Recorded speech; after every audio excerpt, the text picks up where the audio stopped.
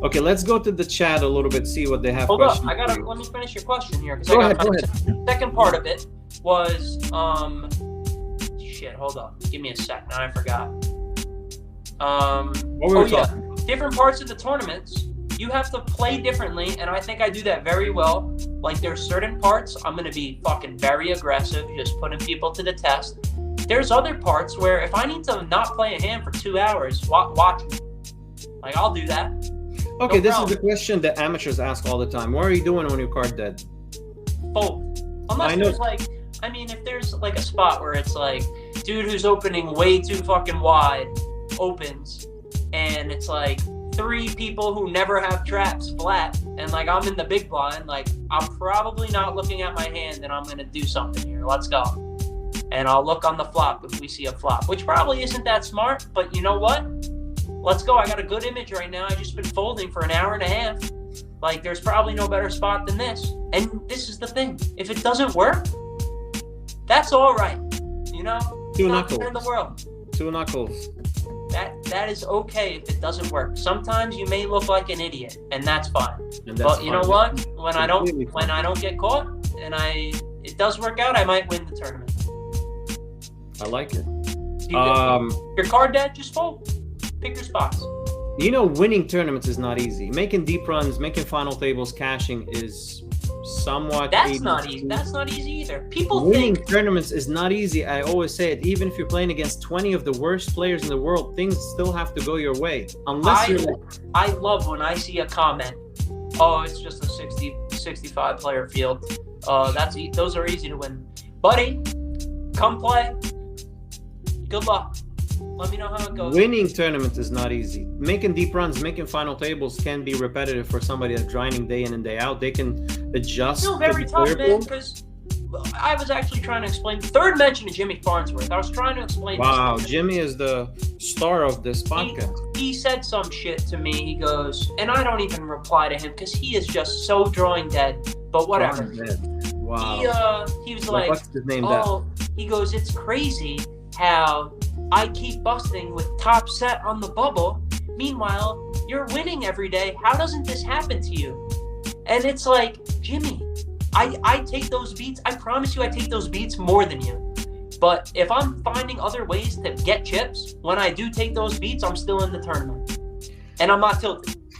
The Jimmy case. Jimmy does not want to put you know what?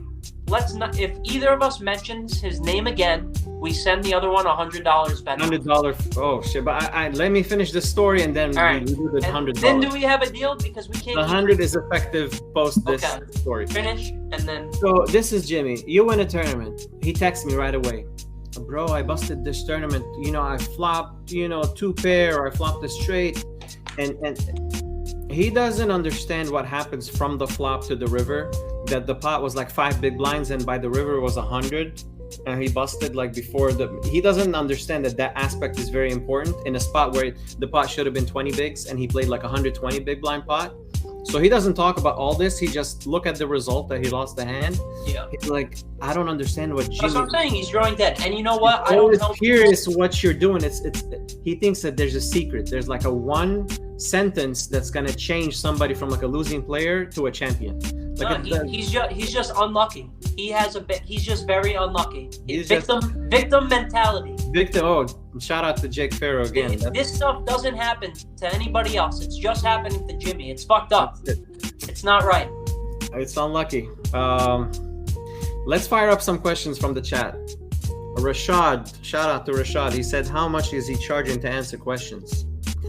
Right now, free. Actually, what is my appearance fee? What are you saying? What is the fee? I mean, Ben Shapiro charges like $100K to show up and just talk. Where you're at like $20K? Who is Ben Shapiro? Ben Shapiro is like one of the best debaters in the nation. I don't even know. You really don't know who Ben Shapiro is? If it's not sports or poker, I'm clueless. It's not sports. He's into politics and. I never even heard the name. Being dead serious. Okay, Christopher. He's a dealer at Derby. He says, what is the most important thing to be mindful when playing a tournament? Don't be scared to bust. I keep saying it, but I honestly think that's one of the most important things if not the most important thing in tournament poker, that it's up there. That's the theme of the pod. Don't be scared to bust. If you're scared to bust, you'll never win. I promise. I give my word. Jamie has an out of line question, but we're gonna fire. He said, Jamie Smith, the Poker News. Shout out to Poker News. Jamie Smith. Poker News. Beard. I know who we're talking Beard. about. How many times per week he goes to Asian massage? Oh my God, Jamie. Why Asian? Is that like a prostitution joke? Aren't the Asian massage parlors supposed to be like prostitution? They are. They're way out of line, and we never stepped foot there. Now I'll tell you, what he's talking about. I'm good with money, good with money management, but I do spend a lot of money on massages. And you know why? Look at the way I'm sitting right now. I'm all hunched over. My back is messed up because I sit in a casino and play poker all day. So do I spend a lot of money on massages? Sure. Are they Asian massages? Good one, Beard. You couldn't come up with something better? No, he could have said like massage envy or something. Yeah, I don't know. It's racist to put Asian there. I don't if it makes you feel better, sure. I'm going very to out of line question for Poker News. He knows this is a PG-13 show. Mike Bennett says, for all the folks all the time, did he really have it when he check raise his turn or lead jam river or 4-bet pre? Does the kid have it? How often does the kid has it or not? I would like to tell you it's 50-50. I believe what makes somebody good at poker is, do you know can you tell what type of hand they have? And I truly think balance. Yes. Balance. I would like to think I'm one of the fucking hardest people to know what cards are in my hand. So if there's a spot where you're against me, or I feel like I'm hyping myself up against any super good player, if there is a spot where you're like, he can't be bluffing here, no one could bluff here, I promise you there's a shot that I'm bluffing here. Just like any decent poker player, you need to be able to show up with hands that you should never have. So there are certain people, especially at the lower stakes, where you can just fold certain rivers because they're just never going to bluff it off here. And that's why. That's that creativity. You know how many times you've put me in spots? It's so hard to play you on the river, especially. Flop and turn is pretty standard. On the river, Jeremy's going to put you in a spot. I remember the first time we played, we both had ace king. I open, you 3-bet, I just call. I had ace king suited. Flop comes king high, paired board. It was like king 10-10. We both checked flop. Turn, I delayed c-bet small, you called. River, I think I went half pot and you just sent it like 4x pot. I went in the tank trying to get a read. That's the thing, you're hard to read. Was my mouth moving? What'd they say? A little bit. There was no perking in the mouth when you sent it. I probably had it then, right? I even remembered the table. It was like table... we were in the front of the room. That's when we played in the tournaments in the front of the room. And what happened? Oh, I was a fish then. This was years ago. You were a fish. You weren't a fish. You obviously had tricks down your sleeve. But you sent it 4x spot on the river, and I went in the tank. I'm like, what the hell can he have? It was... I remember king... I called. You had ace king. So it was a chop? Yeah, we chopped. But it was such a tough spot. We had the best hand. You didn't show strength throughout the hand. It was a 3-bet pot. You 3-bet pre, check flop. I delayed c-bet. You just call and then put me in a spot on the river. The river is your signature, and you know exactly where somebody's at. I would say I'm very, very, very I'm too post flop oriented. There are certain spots you are really looking to get it in. I like seeing 5 cards and making a river decision. I think my biggest strength is decision making on the river. I think. And that's tournament poker post 2014. You remember before 2014, 2013? I didn't know poker before 2014. Like watching WSOP from that era when they used to 5-bet, 6-bet, king deuce suited or something. Those days are over. Tournament poker these days. I'm not going to lie. I might have fit right in then. You're doing 5 bets and 6 bets now? I mean, you don't do it that often. I 5-bet the king 6 suited into Landon's aces the other day on the bubble of something. Man, that's brutal. I was getting after it. When you run into it. Okay, Eric Williams. You know Eric, dealer at Hard Rock. What is the philosophy on rebuys? What factors does he consider when rebuying into a specific tournament? So, I mean, you covered that. Well, I'll say this is why bankroll management is so important. Any tournament that I buy into, I'm rolled for. Whether it's a tournament that I'm backed for, whether it's a bigger tournament, I'm allowed to buy in as many times as I would like. And if it's with my own money, I'm going to buy in as many times as... Basically, I think I'm profitable in any tournament I play. So if they let me buy in, I'll buy in. The plan isn't to fucking just rebuy. Like, hopefully I'm in for one. But if I happen to bust out, I will rebuy if registration is open. Justin Fawcett has a question. You know Justin, he's always commenting on my posts. He's like, how can we get even given that we never want to fold any hand ever? Yeah, I don't really understand the question, but I'd say when in doubt, just call. I've never seen the dealer push the pot to the guy who folded.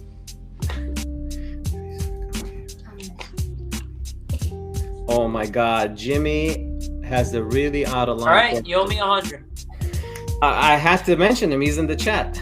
We made a bet. You're down 100. He's in the chat. Okay, I'll send the Cash App later. He said, did he recently become gay or has he always been gay? Wow, that's way out of line.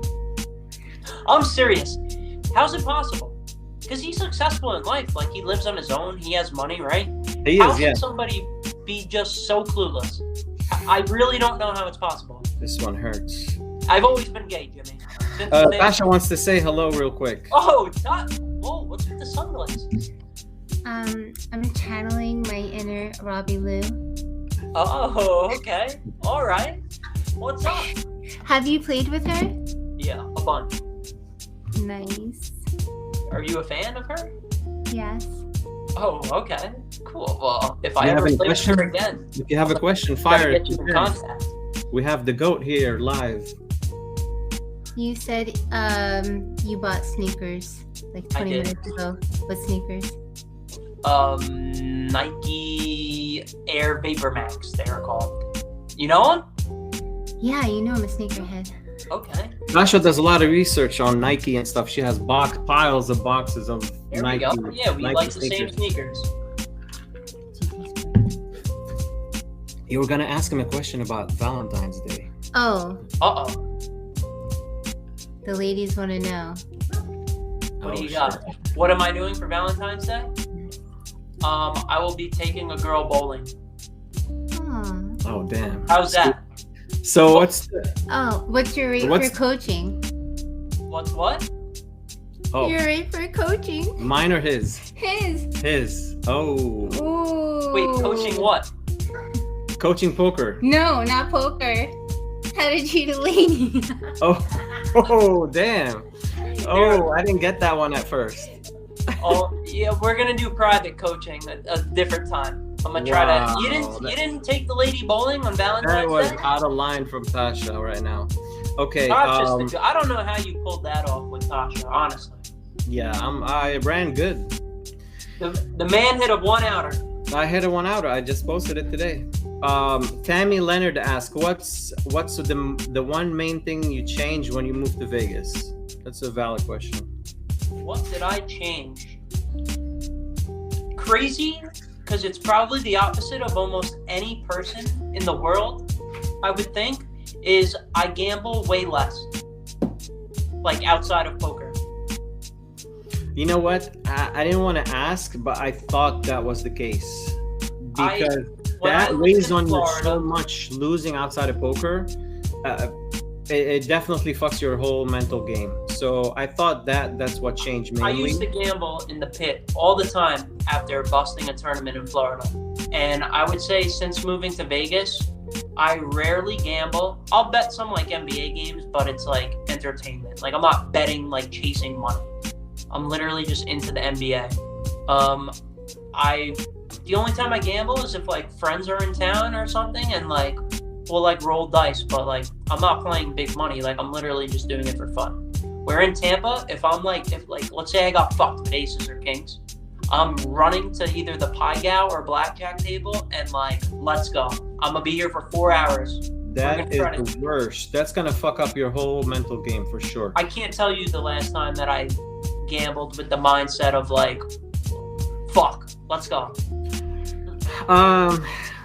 Last question, local room reviews. I know you don't live in Tampa anymore. You're not playing in Tampa. You're playing Vegas mostly. But if you wanted to rate the local rooms, what would you say as far as Hard Rock? Overall Derby? experience? Yeah, overall experience. Okay. Pros and Well, cons. first of all, this isn't to take a shot or anything, but No, taking a shot. We're gonna keep it It is what it is. There is not one room in the Tampa Bay area, including Hard Rock, that would be top fucking, I don't know. I haven't been to 10 poker rooms in Las Vegas, but let's say top 10. You're saying not a room in Tampa would make top 10 in Vegas? Yes. Okay, as far as what? Like, what's missing in Tampa? What can be could be changed in Tampa that will get... I would say, all right, well, clearly the Hard Rock is the number one in Tampa, but the only reason they're number one is because of their competition. And I don't know if things have changed, but oh my God, whatever. I don't care. I'll be an asshole or sound like an asshole. No, The only positive thing in that Tampa poker room is Yee. I swear to God. In general, the supervisors are miserable. The dealers are just bad. Like, it's just not a good experience. That's my opinion, personally. It changed a little bit, like, because there was a new batch of dealers when you left. So those dealers got better, of course. When you're doing something repetitive day in and day out, you're gonna get better. It's not their fault, though. It's not their fault. It's not their fault. Like, TGT has better dealers than Hard Rock. TGT has, I always say it. They're paid more and they're treated better, so that's where they went. Plus their background, they came from Hard Rock, and they are good, like, they are talented. Michael Lockey, Z, I always say it, Ross, they are talented to begin with. Shout out Ross, man. What a champ. What, of course, what he did was sick. Now, obviously, anybody who knows anything about me knows I am beyond anti-chop. I will not chop, no matter the circumstances. So we chop. But you know what? Good for Ross. You're a little Nazi as far as chopping. You're giving some people shit. Who did you give shit last time online? Poor Bunkley. It's not about. You can, if you want to chop, go ahead, do your chop. But don't say you won. Say you chopped. Don't say, yeah, I just won this tournament. You didn't win. You chopped. Congrats on your chop, but you didn't win. Chopping at the end of the day is a business deal. Like, if somebody sees that fits I would, personally, if somebody like you would chop a tournament, I think it's terrible. Because you should have an edge at that point. I understand, you're playing for the bigger money now, but experience, over and over, experience. I mean, you have a point for sure, but don't be a Nazi about it when somebody wins. I'm sorry, I'm the chop Nazi. Chop Nazi. I'm the chop Nazi. Damn. Don't put a swastika anytime soon on your. I swear to God, I've turned down deals like this where I have 3 bigs and get off even chop or something. I'm not doing it. It's principle. I remember. I think it was Venetian. We were talking in the back in the poker room, and you were like, "Oh fuck, I didn't chop." It was 5-way chop or 3-way chop, and you were gonna block up $20K extra or something, and you made. No matter. I'll never do a deal. I'm the chop Nazi. No matter what. I'm sorry. That's just how it is. Now, I don't want to get away from your question. I'm going to rank the rooms real quick in Tampa. I'll go Hard Rock number 1. Does Sarasota count as Tampa or no? Where? Sarasota, you said? One Eye Jacks. Is that part of it or no? No. So we're doing 4 rooms right now? 4 rooms. Okay. Now, I would say because of from what I have heard about the tournament director, and that he is trying to just make the room better in general, but I haven't played there. I moved a year ago, and before then, I would not have ranked it this way, but I'll go based off of what I have heard. I'll put TGT second.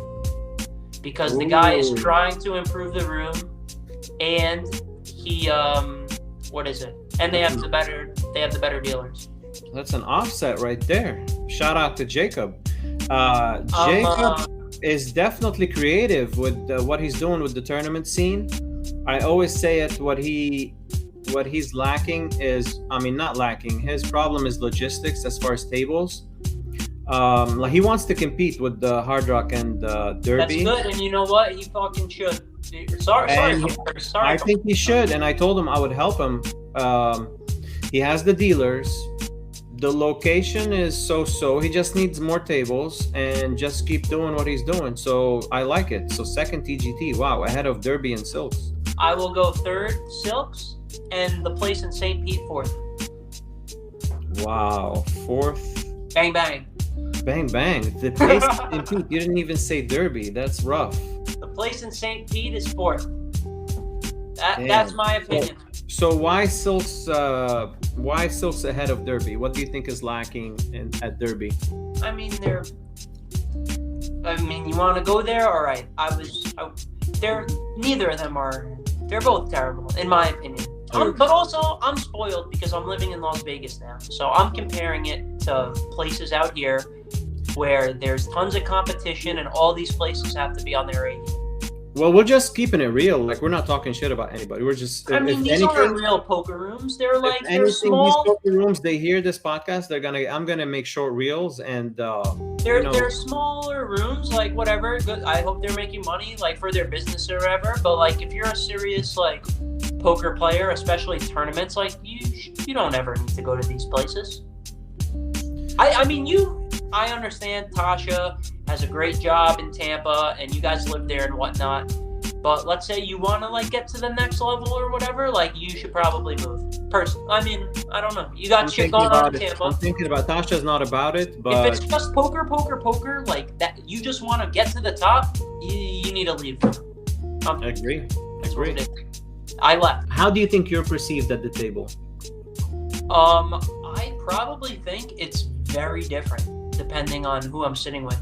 I would say, like, let's say I'm walking in. I'm very big on, I never show up on time.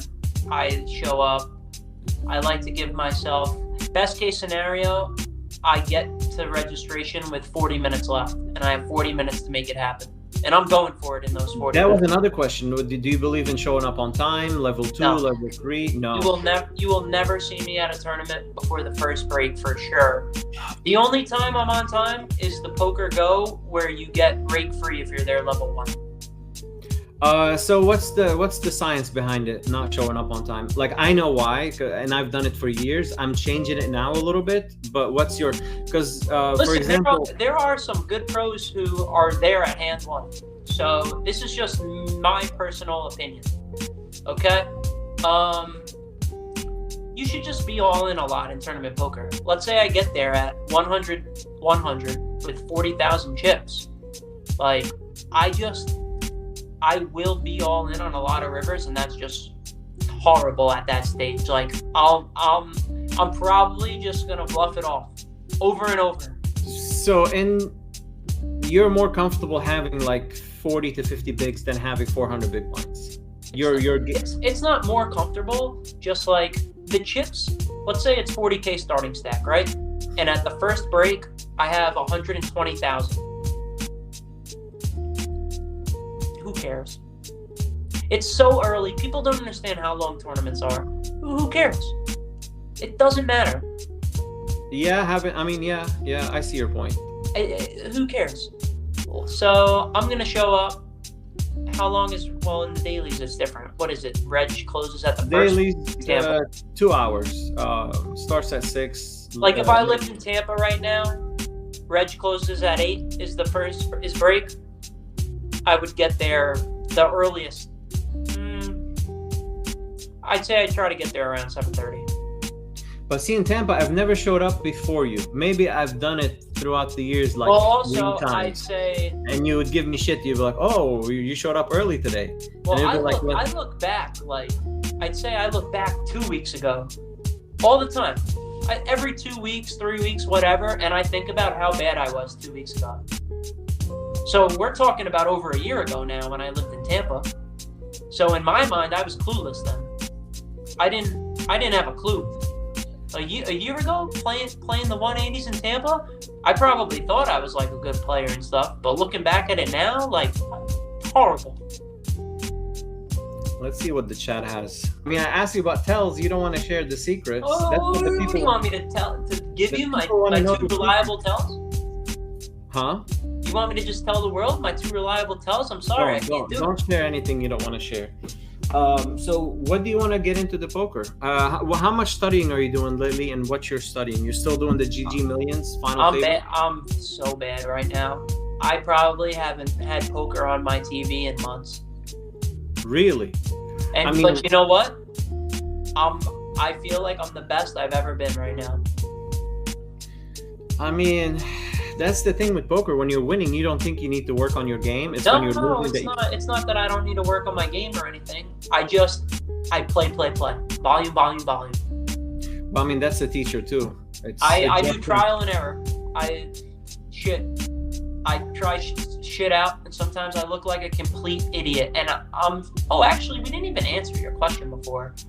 How do you think you're perceived at the table? Yeah. So I think, let's say I'm walking into like a Venetian 600. It's like, I promise you, I'm probably going to get a walk in the big blind. Like, they're scared to play me. Like, I'm going to get a walk, most likely. That's another thing. Besides how you're perceived in general, how you're perceived being Jeremy Becker and with all the hype now. How are players playing against you? Are they're scared? So it's totally different. There are certain players that no matter what, they will call me. So this is where I personally need to be more exploitable in, like, I'm so balanced, but versus these types of people, like, I just cannot bluff a river on this guy because, like, I swear the board could fucking be, this is no bullshit. The board could be 6, 7, 8, 9 king with 4 hearts. And I swear to God, I will get called down by certain people with black deuces all in on the river. Damn, no respect. I promise.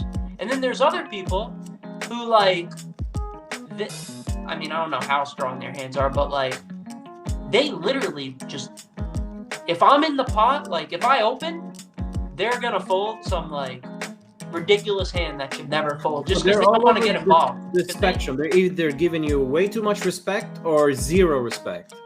Yeah, like, certain people that are, like, they're probably playing on one bullet and they don't want to rebuy, which is, once again, a big problem in tournament poker. If you're scared to bust or rebuy, like, let me know when you win.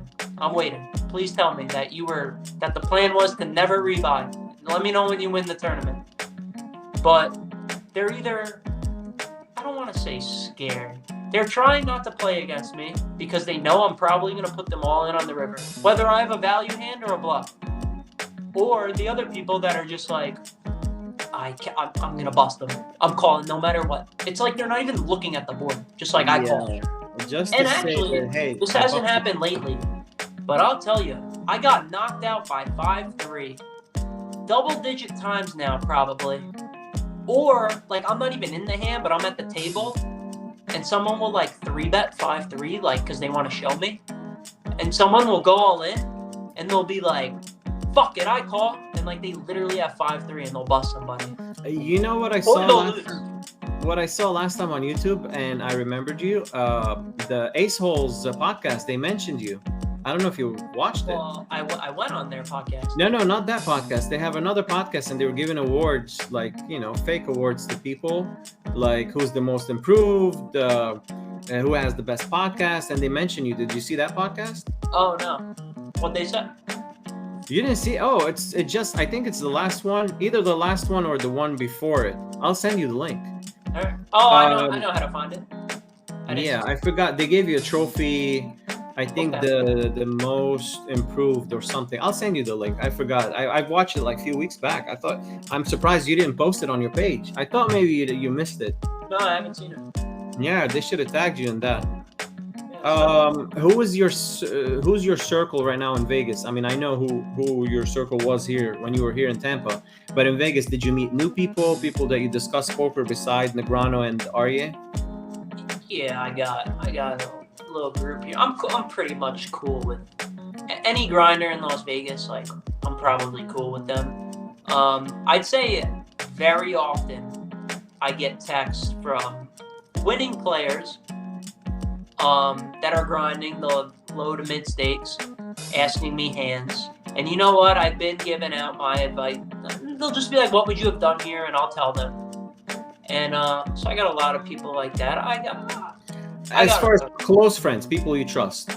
You always had a thing with trust. I remember here in Tampa, you only had like a couple people that, and in poker you should, because people have different. My best friend in poker is Jake Farrow. Is from like a known poker player. Like I came out here and moved out here with him. But nobody knew. To trust like that, to trust like Probably that. not. I'm close with a lot of people, but I'm not close with them like I am with him. Are you doing anything? Are you playing basketball still? Anything around poker, or just focusing on poker? Yeah, I play some basketball, but honestly, when I was playing in Florida, everyone's gambling out there. Shout out Ross again. We're out here, I'm playing with like I'm in a group chat with like Jesse Lonis, Adam Hendricks, like it's like 100 poker players, and like they play twice a week. I've shown up a few times, but no one's gambling. Like, oh no. Do you miss I Tampa? need some action. Do you miss Tampa at all? Do I miss Tampa? Honestly, I think I'm good. I don't know. Yeah, that I'd move say- was definitely GTO. I The don't biggest know. move. I think was- for me personally, I need to be living in Las Vegas, and honestly, I'm upset that it took me till like as long as it did to get out here. Well, you never know until you actually pull the trigger, and you pulled the trigger. Yeah, I mean, I remember when there is a good tournament to play every day here. Every day, there's a good Of course. tournament. you're in the center of the action. Anyway, the backing. I used to be super against the backing, and now I would say, now for dailies or anything, I negotiated my backing deal where only above a certain buy-in, because I want all my action lower, because you're giving up, basically what backing is you're not risking anything, and you're basically just giving up half of your profit. It's Right. risk-free, but you're basically giving away 50% of your profit. So I think if you're playing high-stakes tournaments, I would recommend being back. I think that it's probably... imagine you're playing with your own money, and you just go on like some sort of downswing where like... What do you think a bankroll should be if you're playing 10Ks? You should have over $1 million, truly. $1 million. If you're playing 10Ks, you should have over $1 million to play Yeah. with. Of course. So- I mean, backing comes with the territory. That's like When you're and- being backed, let's say you're playing with your own money and you're playing at 25K and you get it in with 2 aces pre-flop and you lose. That you know how much money $25,000 is? Like what you can do with that? So unless you're fucking super rich where you got 25K in your pocket, and if it fell out of your pocket you wouldn't even notice, then you should probably be backed. I mean, you should know this. You're texting Negrano all day, every day. I don't think anybody in the 25Ks is playing with their own money. Without anyone. I would Unless say the businessmen, they're, I the don't know Triton the stuff. answer, but I would say in the Poker Go studio, who's playing with their own money other than like Carrie Katz, Dan Shack, Daniel Negron, people whose money come from things other than poker. Right. I think you probably need backing to be successful, just because mentally it would fuck Of you course. up. Not in the lower stakes. In the lower stakes, whatever, I would probably avoid backing. But as you get into higher stakes, I think it's probably important to be backed for longevity. 100%. Let's see if they're firing any more questions in the chat, and let's wrap it up here. We're at 1 hour and a half. Okay.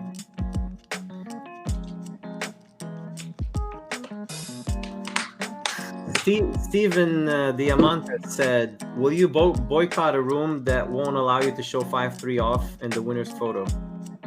Damn. You know, I was actually thinking if I will be bracelet hunting this year at the World Series, and I was thinking, like, do I have to, could they make me show the winning hand if I don't win it with 5-3? See, that's the thing. There was a talk at the table last time, and a couple people thought you're winning. Just not like online, they thought you were winning all the tournaments with 3-5 off. I'm like, you can choose. Anybody knows this. Of the thousands of people that have said this, find me one of them that have won a poker tournament before. Of course they haven't, but I'm saying I told them that you can. Would I boycott? You know what? I probably fucking would. But if the World Yeah. Series tells me that you gotta hold up the winning hand, I will still play the World Series. I don't think. Uh-oh, Tasha. There's another question here. So you would boycott the WSOP if they don't No, let you I wouldn't boycott the WSOP, but I would probably boycott like a local room if you had to show the winner cards. That's my like thing. Like I showed the 5-3. I see other winners photos where people are showing the 5-3. It's like you're tipping their cap to me. Like, hey, well done. Here.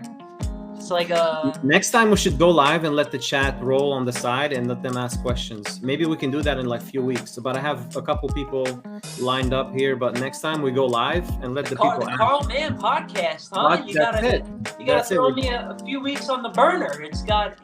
Yeah, you're gonna be on the list for later. Okay. Yeah. Yeah. I mean, we talked about this like what 6-7 months. Actually, how long you been in Vegas now? Carl's been trying to get a podcast going for about 2 years now. Not 2 years. He finally did it. Yeah, finally pulled the trigger. There you go. Yeah. Carl, if you win a tournament, and I mean win, not chop. If you win a tournament, I hope you're to see the picture of the 5-3. You want me to hold 5-3? Of course. What are you talking about, man? Okay, it's a promise. You have my permission. I'll hold the 5-3 for sure. Yeah, it's been fun. Let's do it live next time. We'll set it up maybe in the next couple weeks. Let the feed be, they can ask questions in real time, and it'll be more fun. It won't be that much strategy. I think we covered everything today. A little bit of strategy, a little bit of shit talk. It's been interesting. Yeah, nice having you. Cut out a little bit of the shit talking. Honestly, I don't care if I come off as an asshole. Like anyone who knows me, I don't think you're an asshole. Anyone who knows me knows I got a good heart. But whatever, I could be in it. I'll be the asshole. I don't mind. I don't think you're an asshole. I think it was all from the heart, straight talk. We don't bullshit. Straight talk. It was all. I got to get to the bowling alley here with the thing of flowers. So. Talking about Valentine, let's wrap it up with this question. So, are you taken or not? Like, what's the situation now? The girls want to know. Is Jeremy Becker? I don't have a straight answer right now, but I'd say I got a pretty good thing going right now. You can keep the answer balanced. I don't have a full-on girlfriend or nothing. No titles. No titles. If you asked me 3 months ago, what's the last thing in the world you want? I would say a girlfriend. And now, I got someone that I kind of like. And if you ask me that same question, you'll probably get a little different answer, but I'm still trying to stay away from any sort of title. Shout out to the lucky lady. Shout out. I'm not even giving a name. I'm not dropping a name. No names. No, we're not going to drop names. She's incognito. Maybe we'll have people in Vegas scope out the bowling alleys around town, around your house. I was about to wait. This isn't going up tonight, right?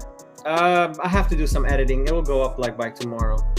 Well, no rush, but I'll get we're going to the South Point bowling alley tonight, so it's too late for you guys. But I'll be at the casino, South Point. Don't be surprised if you see paparazzi snapping pictures. You see a flash. Well, I had to make sure this wasn't coming out of nowhere, and then we'll know who the lucky lady is. Yeah.